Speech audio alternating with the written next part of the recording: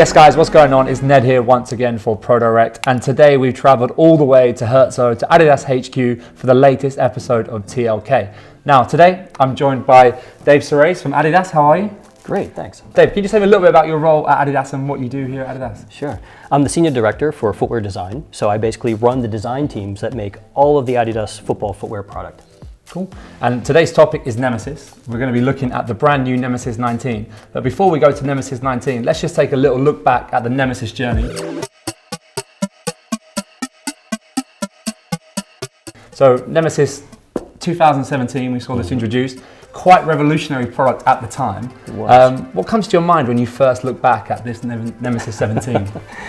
You know, a lot of things actually. And I think that this was probably the turning point for like how my design team was working on product, designing product, and really putting the material first.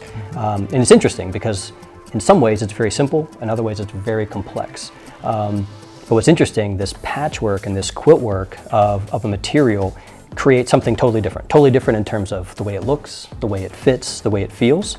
So when I look at this older product, I remember the struggles for sure, because anything good is never born easy, right? I see it, but I also see the potential, which is why I'm glad to talk about the 19 version today, because I think we've been able to move this on quite a bit. So the inspiration behind the design of the original Nemesis came from like wrapping your hands in martial arts or combat sports, and the idea of a tape, like the agility bandage they called it, locking your foot in place. What was the biggest challenge of dealing with this new material when you were working on a project like this? I think there's many challenges. Some of it is also the sourcing, and some of it is making sure that the whole boot stays together. You know, you can build anything, you can prototype anything, but to make sure that you can build a boot that's going to last a full season or two, that's where it starts getting a lot more challenging. But I think in the end, we got to a place where it has a very disruptive look, particularly in this colorway, and that's exactly what we wanted. We wanted to be something almost like dazzle camouflage, because we felt that reflects the personality and the playing style of the person wearing it. I think actually this was my favorite colorway of all the Nemesis, the 17 that came out, because I love the way that you could really see the bandage, and it was clear as we progressed through the colorways of Nemesis 17, like there was a coating on there and you couldn't see that actual like tape design, but I loved that this was so raw that you really could see that tape, and it definitely made an impact when you saw it on the pitch as well when it first arrived. So that was the first time we saw Nemesis, 2017 introduction, and then we got a slight refresh just ahead of the World Cup. So Nemesis 18, was there many other changes other than the redesign of the collar? Is there more stuff going on inside that maybe the consumer doesn't know about? It looks like it's the same material, but it's not the same material. So I would say this is the 2.0, so it's been refined. And also, certain parts of the way the shoe's been built, I would say that this has been an evolution. It's been a refinement. We found some ways to make it a bit more comfortable, and we also found some ways to say, even give a different feel or proprioception, which again, we talked about the wrapping of the hands, or in this case, the wrapping of the collar. And we felt that was just it gave the shoe not only a new look, but a different feel on the foot as well. So it was a little bit of a halfway between both of these. Cool, so we've seen the first two generations of Nemesis, and I think it's time to look at the new Nemesis 19. It's quite a radical change where we saw like maybe iteration rather than revolution here. I think you agree with the new Nemesis 19, which I'll show you now.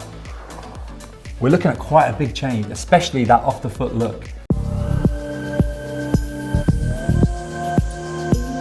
So where did the process start with the new Nemesis 19? How long have you guys been working on this? So we started a little more than 2 years ago working on this product.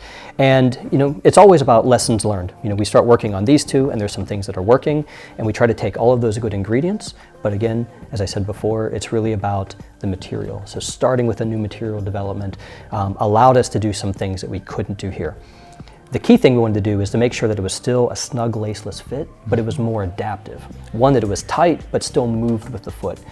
So the biggest change that you can see, at least from the shelf view, is really how the material comes together, the material itself, and some of the pattern working. I think what's most interesting here is that these two shoes are highly compressive to keep it on your foot, whereas this one starts to become more adaptive and zone. And we say, as you start to pick the shoe up and look through some of the details, you're going to understand a little bit better how we're starting to add more support and less support. I think what's interesting about this one is that you might say that these shoes fit snug, and this one fits progressive.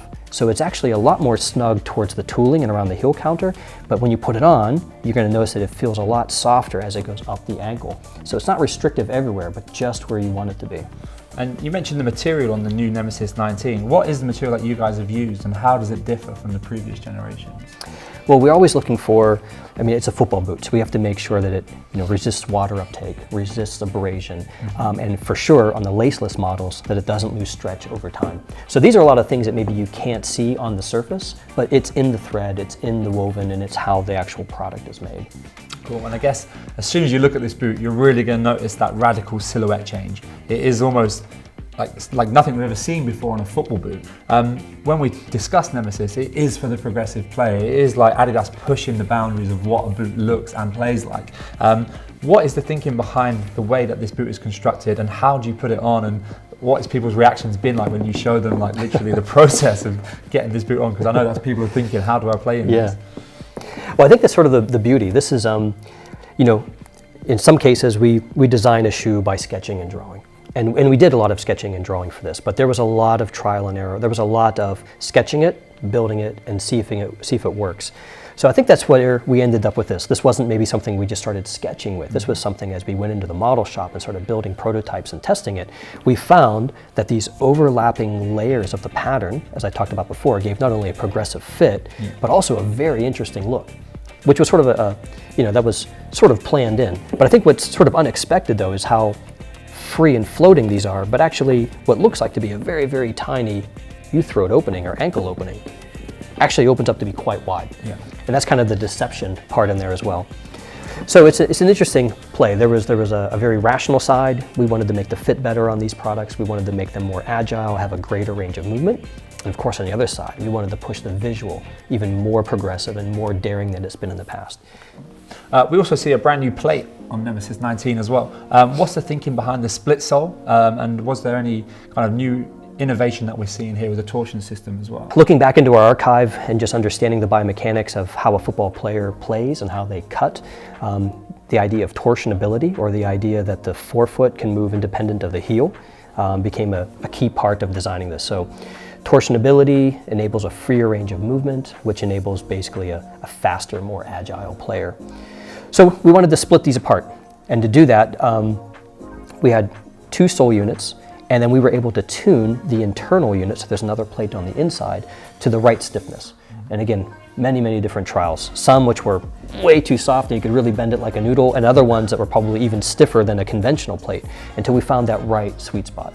So again, that was a trial and error where we put it on a lot of players' feet, and also in our lab to find out what's the right, say, rational or numerical value for a torsionability, but then also what feels right, what feels different when you're playing.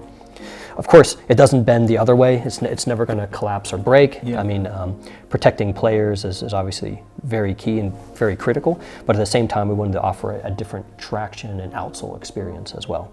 What has the player feedback been like? How does that work when you have a brand new silo like this? At what point would a player first get it on their feet, and do you take that feedback on, and is it a case of like you design something in the lab which you think is amazing, then the reality goes, they didn't like it so much, and how do you deal with that process here? Well, in football, there's just way too much at stake to just throw a boot out there and hope the pro players accept it. There have been many, many prototypes, as I explained, to get us to where we are, and a lot of those prototypes at the beginning aren't even playable. Some of them are based more on building, manufacturing, process, and so on, but at a certain point they become playable. And we bring players in right away.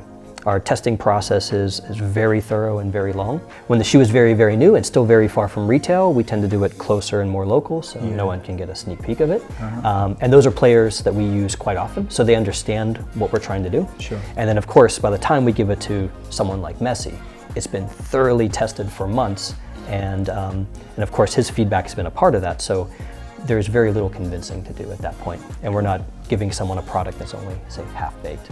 And then finally, without giving the game away, where do you see the direction of Nemesis? What do you see in the future of Nemesis? You guys are working on this. Which kind of boundary is Nemesis going to be pushing next? All I can tell you is it's going to be completely unpredictable.